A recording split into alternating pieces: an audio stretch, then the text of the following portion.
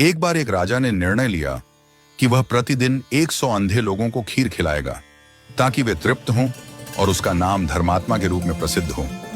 कई दिनों तक यह आयोजन सुचारू रूप से चलता रहा, लेकिन एक दिन दुर्भाग्यवश खीर वाले दूध में एक सांप ने विष डाल दिया। परिणाम स्वरूप खीर खाने से सभी 100 अंधे लोग मर गए। इस भयानक घटना से राजा अत्यंत दुखी हो गया। उसे लगने लगा कि 100 निर्दोष लोगों की मृत्यु का पाप अब उसके सिर पर है। पाप से मुक्ति की तलाश में उसने अपना राज्य छोड़कर जंगल में जाकर तपस्या करने का निर्णय लिया। जंगल की ओर बढ़ते हुए राजा एक छोटे से गांव में पहुंचा। वहां उसने चौपाल पर बैठे लोगों से पूछा, क्या इस गांव में कोई भक्त परिवार है जहां मैं एक रात के लिए ठहर सकता हूं? चौपाल पर बैठे लोगों ने बताया, यहाँ एक भाई बहन रहते हैं जो गहरे भक्ति भाव में लीन रहते हैं। आप उनके घर ठहर सकते हैं। राजा उस भाई बहन के घर गया और वे दोनों उसे बड़े आदर से अपने घर ले गए। अगली सुबह जब राजा उठा तो देखा कि लड़की ध्यान में लीन थी। सामान्यतः वह सूरज उगने से पहले ही ध्यान समाप्त कर लिया करती थी, लेकिन इस बार वह काफी देर तक ध्यान मग्न रही।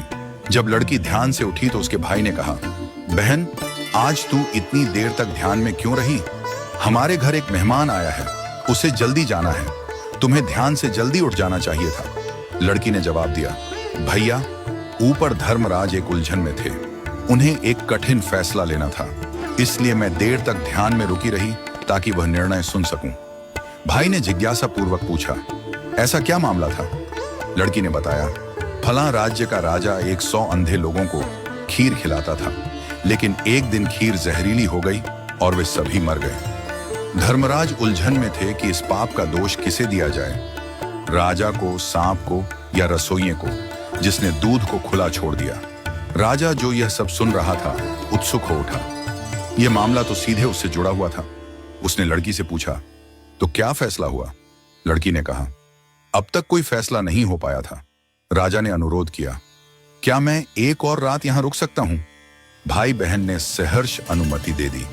चौपाल में बैठे लोगों ने जब देखा कि राजा एक और रात उसी घर में ठहरा है, तो उनके मन में संदेह उत्पन्न हुआ।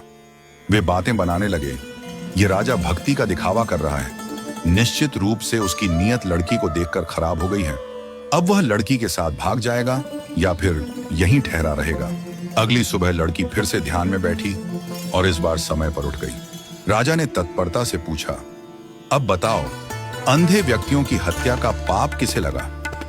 लड़की ने मुस्कुराते हुए उत्तर दिया, वह पाप तो हमारे गांव की चौपाल में बैठे लोग बांट कर ले गए। राजा चौंक गया। लड़की ने समझाया,